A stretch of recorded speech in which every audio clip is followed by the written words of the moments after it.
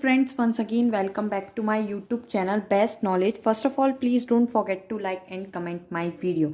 So आज हम पढ़ेंगे BSc थर्ड सेमेस्टर में केमिस्ट्री का चैप्टर नंबर 2 केमिकल इक्विलिब्रियम, जिसका ये लेक्चर नंबर 2 है। इसमें एक मोस्ट इम्पॉर्टेंट टॉपिक है क्लॉसियस क्लैपेरॉन इक्वेशन, जो कि इस चैप्टर का सबसे मोस्ट इम्पॉर्टेंट टॉपिक है। Clausius Clapeyron equation, Clausius Clapeyron equation को बनाने से पहले आपको क्लैपेरॉन इक्वेशन बनानी होती है। क्लॉसियस क्लैपेरॉन इक्वेशन को बनाने से पहले आपको क्लैपेरॉन इक्वेशन बनानी पड़ती है। तो इस वीडियो में, इस लेक्चर में मैं आपको डेरिवेशन कराऊंगी क्लॉसियस क्लैपेरॉन इक्वेशन का। सो क्लैपेरॉन इक्वेशन जो बनती है वो बनती है किस इक्वेशन के बेसिस पे बनती है? वो बनती है गिब्स हेल्महोल्ट्ज इक्वेशन के बेसिस पे आपकी क्लैपेरॉन इक्वेशन बनती है। और गिब्स हेल्महोल्ट्ज इक्वेशन जो होती है वो किसी भी सब्सटेंस से बने दो फेसेस में इक्विलिब्रियम को बताती है। जो गिब्स हेल्महोल्ट्ज इक्वेशन होती है वो किसी भी सब्सटेंस से बने दोनों फेसेस, जैसे कि अगर हम वाटर लें तो वाटर को अगर हम उसके फेसेस लेते हैं कोई भी दो, कि हमने उसका सॉलिड और लिक्विड ले लिया है या सॉलिड और गैस में ले लिया है, तो उन दोनों के बीच में जो इक्विलिब्रियम कंडीशन पाई जाती है वो उसको बताती है। उसके बारे में सारे इम्पॉर्टेंट इंफॉर्मेशंस देती है, और उसके टेम्परेचर पर क्या इफ़ेक्ट पड़ता है और एक कांस्टेंट प्रेशर पर क्या इफ़ेक्ट पड़ता है वो बताती है। मैंने इसकी लैंग्वेज नहीं लिखी है, केवल मैं ओरली एक्सप्लेन कर रही हूँ। सो हम क्या करते हैं इस क्लैपेरॉन इक्वेशन को बनाने के लिए, इसमें हम कंसीडर करते हैं, क्या कंसीडर करते हैं कि कोई भी लिक्विड है, कोई भी लिक्विड फॉर्म है जो कि 1 ग्राम है और हमने एक सिलेंडर में भरी हुई है। एक सिलेंडर में भरी हुई है और वो सिलेंडर कैसा है? जिसमें कोई फ्रिक्शन नहीं है और जिसमें कोई वेट नहीं है, एक ऐसा वायर और एक पिस्टन लगा हुआ है। ठीक है, अब हम कंसीडर कर लेते हैं कि उस लिक्विड का जो वॉल्यूम है वो V1 है और प्रेशर जो है वो P है। और जब उसमें वेपराइजेशन होता है किसी टेम्परेचर T पर, तो उसका जो वॉल्यूम होता है वो V2 हो जाता है। सो उसके ड्यूरिंग टू दिस प्रोसेस जो वर्क होता है उसका मैं यहाँ पर फॉर्मूला लिख रही हूँ, बिकॉज उसका यूज़ है W = K T V2 - V1। मैं यहाँ इस लेक्चर में केवल और केवल डेरिवेशन को समझा रही हूँ, इसलिए मैंने लैंग्वेज को नहीं लिखा है, लैंग्वेज को ओरली एक्सप्लेन कर दिया। तो सबसे पहले हम यहाँ पर क्या करते हैं, जो यहाँ पर वर्क डन हुआ है वो लिखते हैं। उसका formula W = K P V2 - V1। V2 और V1 मैं आपको अभी बता चुकी हूँ क्या है। वॉल्यूम ऑफ दिस लिक्विड है जो कि हमने उस पिस्टन में, उस सिलेंडर में भरा है। सो V1 इनिशियल वॉल्यूम है और V2 after vaporisation V2 volume है। P जो प्रेशर है वो कांस्टेंट है। तो ये इक्वेशन बनती है हमारी W = K P V2 - V1। इस इक्वेशन को मैंने लेट कर लिया कि ये फर्स्ट इक्वेशन है। उसके बाद क्या करते हैं, इस इक्वेशन का हम डिफ्रेंसिएशन करते हैं एट कांस्टेंट वॉल्यूम। तो on differentiation at constant volume, ठीक है। हम कांस्टेंट वॉल्यूम पर क्या करते हैं, इसका डिफ्रेंसिएशन करते हैं। तो कांस्टेंट वॉल्यूम पर हम डिफ्रेंसिएशन करेंगे with respect to T temperature पे। तो इसका जो डिफ्रेंसिएशन होगा dW/dt = K V2 - V1, तो एज इट इज़ है बिकॉज कांस्टेंट प्रेशर पर है, dP/dt।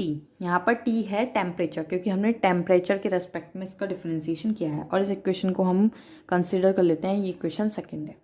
डेरिवेशन है, इसको अच्छे से समझें कि डेरिवेशंस में कैसे कैसे फॉर्मूलों को लिखा जाता है, कैसे कैसे इक्वेशंस को क्रिएट किया जाता है। ठीक है, इसके प्रीवियस के लेक्चर्स अगर आपको देखने हैं तो मैंने डिस्क्रिप्शन में उसका भी लिंक डाल दिया है, वहाँ से जाकर देख सकते हैं मेरे प्रीवियस के सारे लेक्चर्स, जो कि इनसे काफ़ी लिंक करते हैं। उसके बाद आगे बढ़ते हैं इस इक्वेशन में। यहाँ पर जो हीट है वो चेंज होती है लेटेंट हीट में, चेंज होती है लेटेंट हीट ऑफ वेपोराइजेशन में। यहाँ पर जो ये हम यूज़ कर रहे हैं W वर्क है, या हम कह सकते हैं हीट है एक तरह से, उसका जो वो चेंज होती है लेटेंट हीट ऑफ वेपोराइजेशन में, जिसे हम L से डिनोट करते हैं। तो यहाँ पर मैं आपको बता दूँ लिख कर, लेटेंट हीट ऑफ वेपोराइजेशन, ठीक है। लेटेंट हीट ऑफ वेपोराइजेशन का फॉर्मूला होता है L minus W equals to के डेल ई। ये फॉर्मूला होता है, इसका हम यूज़ करेंगे इस डेरिवेशन में। ठीक है, इस डेरिवेशन में हम इसका यूज़ करेंगे। उससे पहले हम इस इक्वेशन को 3 लेट कर लेंगे। ये इक्वेशन बन गई हमारी 3। उसके बाद हम इक्वेशन थर्ड और इक्वेशन सेकंड इन दोनों की हेल्प से गिब्स हेल्महोल्ट्ज इक्वेशन रखते हैं। तो गिब्स हेल्महोल्ट्ज इक्वेशन हम लिखते हैं। गिब्स हेल्महोल्ट्ज इक्वेशन जो होती है वो होती है इस तरह से, del E plus W equals to T D W by D T. It is the Gibbs Helmholtz equation with the help of equation second and equation 4। अब हम क्या करेंगे, इक्वेशन थर्ड से देखिए डेल ई की वैल्यू कितनी है, L minus W. तो मैं इस इक्वेशन में डेल ई की प्लेस पर क्या लिख सकती हूँ, L minus W plus W equals to T D W by D T. It is clear? Okay, अब माइनस डब्ल्यू से प्लस का W has been cancel, so remain term हम लिख देंगे L इक्वल्स टू के T D W by D T. ये terms जो है मेरे रिमेन हैं और मैंने इनको लिख दिया है। अब हम डी डब्ल्यू डी टी की वैल्यू भी रख सकते हैं। अगर आप देखें ऊपर ध्यान से, इक्वेशन नंबर सेकंड में डी डब्ल्यू और डी टी की वैल्यू पूरी है हमारे पास, V2 minus V1 D P upon D T. So यहाँ पर D W by D T के प्लेस पर हम ये वाला टर्म रख सकते हैं, L इक्वल्स टू के T D W by D T के प्लेस पर V2 minus V1 D P by D T. ये मैंने वैल्यू रख दी है। अब यहाँ से मैं D P by D T की वैल्यू अगर फाइंड करूँ, D P by D T कितना आ जाएगा, L over T V2 minus V1। ठीक है, और L जो होती है यहाँ पर लेटेंट हीट है, तो लेटेंट हीट को कभी कभी ये D P by D T latent heat को डेल H से भी प्रेजेंट कर देते हैं। डेल H से L और डेल H जो होता है वो इक्वल होता है V2 माइनस V1। तो जो ये इक्वेशन हमने बनाई है और ये इक्वेशन जो बनकर आई है, यही हमारी कहलाती है क्लैपेरॉन इक्वेशन। ठीक है, ये जो इक्वेशन बनकर आई है इसे हम कहते हैं क्लैपेरॉन इक्वेशन। देखिए, ठीक है, यहाँ पर कुछ नहीं करा है, बस टी को मैं इधर ले आई हूँ डिवाइड में। ठीक है, और V2 माइनस V1 को ले आए, तो D P by D T की वैल्यू निकल गई है। L के प्लेस पर डेल H भी हम रख देते हैं। ठीक है, तो ये हमारी क्लैपेरॉन इक्वेशन बनकर आई है। अब मैंने बताया था क्लॉसियस क्लैपेरॉन इक्वेशन बनाने से पहले हमें क्लैपेरॉन इक्वेशन बनानी पड़ती है, तो हमने क्लैपेरॉन इक्वेशन बना ली है। अब हम इसकी हेल्प से क्लॉसियस क्लैपेरॉन इक्वेशन बनाएंगे। तो सबसे पहले आप लिख देंगे ये जो बनकर आई है, ये आपकी जो बनकर आई है क्लैपेरॉन इक्वेशन, क्लैपेरॉन इक्वेशन। अब हम इसकी हेल्प से क्लॉसियस क्लैपेरॉन इक्वेशन बनाएंगे। ठीक है, सो मैं ये लास्ट वाले नीचे वाले टर्म को, क्लैपेरॉन इक्वेशन को मैं दोबारा से लिख देती हूँ नेक्स्ट पेज पर। ठीक है,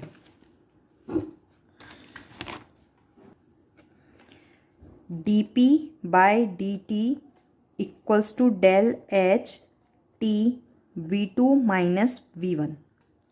ठीक है, अब ये इक्वल होती है del H by T V minus VL के।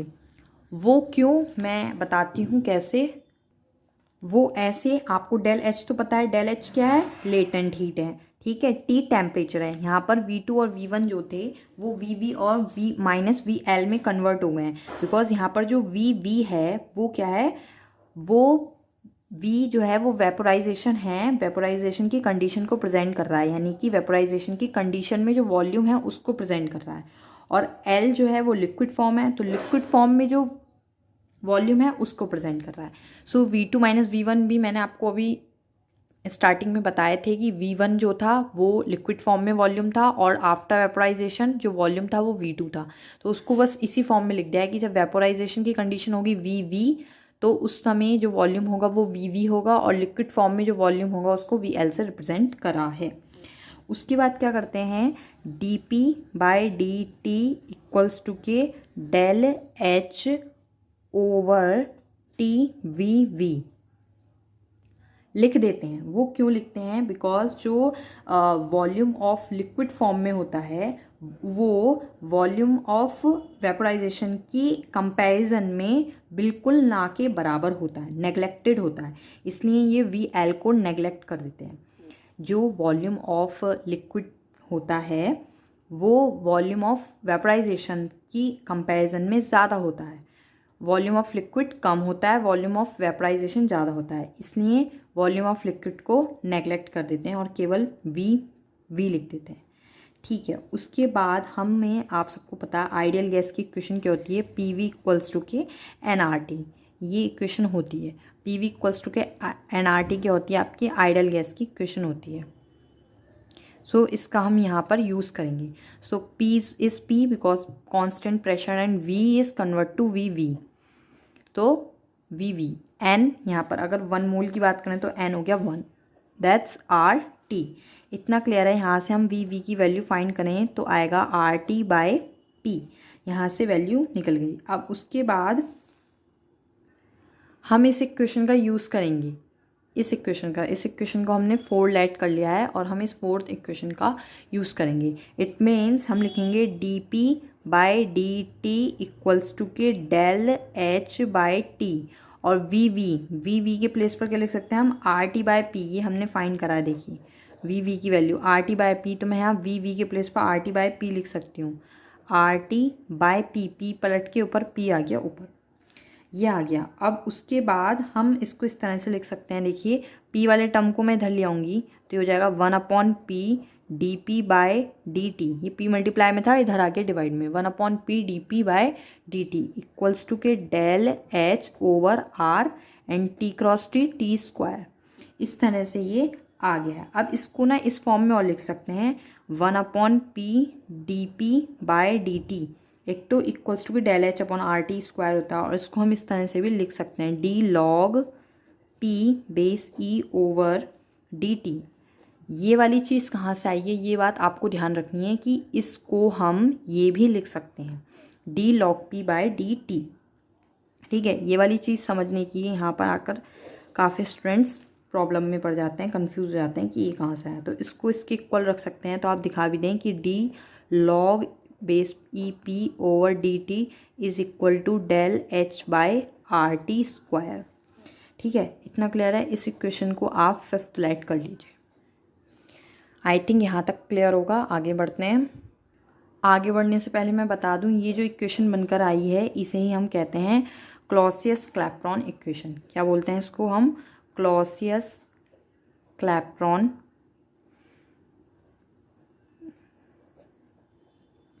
इक्वेशन।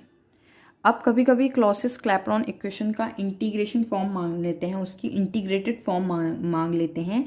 इंटीग्रेटेड फॉर्म भी आपको आनी चाहिए, तो इसी को हम आगे लेकर बढ़ते हैं। क्या करते हैं, इसको हम थोड़ा सा सेपरेट करते हैं। किस तरह देखिएगा, D log base E P, T वाला टर्म इधर है इसलिए मैं इसको इधर ले जा रही हूँ, del Z by R T square, और ये वाला डी टी इधर आ गया, D T on integration, integrated form ये पूछ लेते हैं कभी कभी, तो आपको आनी चाहिए ऑन इंटीग्रेशन। इसका integration D log E P equals to integration of del H by R T square D T. यहाँ तक तो कोई प्रॉब्लम नहीं होगी। बस अब इजीली इंटीग्रेशन करते हैं। इंटीग्रेशन आपको पता है, इंटीग्रेशन डिफरेंशिएशन को फिनिश कर देता है। तो क्या बचेगा, इधर लॉग पी, और इधर इंटीग्रेशन करेंगे जब हम, सो टी के रेस्पेक्ट में करना है, डेल एच बाय आर तो कांस्टेंट टर्म है, केवल D T by R T square का होगा, तो उसका इंटीग्रेशन होगा माइनस टी। 1/t स्क्वायर का इंटीग्रेशन होता है -1/t प्लस सी। ये मैं अपने प्रीवियस वीडियो में काफ़ी अच्छे से एक्सप्लेन कर चुकी हूँ कि 1/t स्क्वायर का इंटीग्रेशन 1/-1/t होता है और एक कांस्टेंट अटैच हो जाता है। सो ये हमें मिल गई है इसकी इंटीग्रेशन फॉर्म।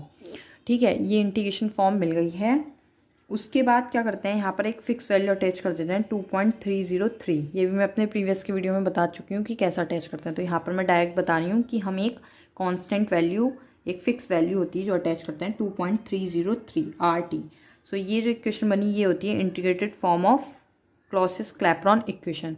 इसको थोड़ा सा और बढ़ा देते हैं। वो कैसे, यहाँ पर दो प्रेशर ले लेते हैं P1 एंड P2, तो मैं बता देती हूँ नेक्स्ट पेज पे कि P1 और P2 जैसा हम कंसिडर करेंगे तो log P1 equals to minus del H by 2.303 R T1 plus C. इस तरह से बिल्कुल वही इक्वेशन लिखी है मैंने जो पीछे बन कर आई है, बस यहाँ पे log P1 ले लिया है, यहाँ T1 ले लिया है। उसी तरह से दूसरी बनती है log P2 equals to minus del H by 2.303 R T2 plus C. इस तरह से ये दो इक्वेशंस बन के आई हैं। अभी तक हमने 5th इक्वेशन लेट की थी, इसको 6 लेट कर लिया एंड देन इसको मैंने 7 इक्वेशन लेट कर लिया। बस इक्वेशन 7 में से मैं 6 को माइनस करूँगी। 7 में से 6 को माइनस करने पर बनेगी इक्वेशन ये log P2 minus log P1 equals to minus del H by 2.303 R T2 plus C minus plus del H by 2.303 R T1 minus C से plus C cancel. log P2 minus log P1 होता है log P2 bye P1। ये log की property होती है कि अगर दो log इस तरह से माइनस में होते हैं तो log कॉमन लेके P2 माइनस P1 लिख देते हैं उनके दोनों टर्म्स को। ये भी मैं अपनी प्रीवियस वाली वीडियो में काफ़ी अच्छे से एक्सप्लेन कर चुकी हूँ। इक्वल्स टू इधर आ जाएगा, देखिए डेल एच बाय 2.303 R मुझे कॉमन दिख रहा है इसलिए मैंने दोनों में से कॉमन ले लिया। अंदर बचेगा 1/T1 minus 1/T2। T1 plus का था इसलिए मैंने इसको पहले लिख दिया, ये माइनस का था T2 तो मैंने इसको बाद में लिख दिया माइनस 1/T2। सो इस तरह से भी इसको आगे बढ़ा देते हैं और ये भी क्लॉसियस-क्लैपेरॉन इक्वेशन ही कहलाती है, बट ये उसकी इंटीग्रेटेड फॉर्म है। ठीक है, सो आई थिंक फ्रेंड्स आपकी क्लियर हो गया होगा कि व्हाट इज़ क्लॉसियस-क्लैपेरॉन इक्वेशन और इसको कैसे डिराइव करते हैं। Thank you friends for watching my video. Please share, like and comment my video. Thank you friends.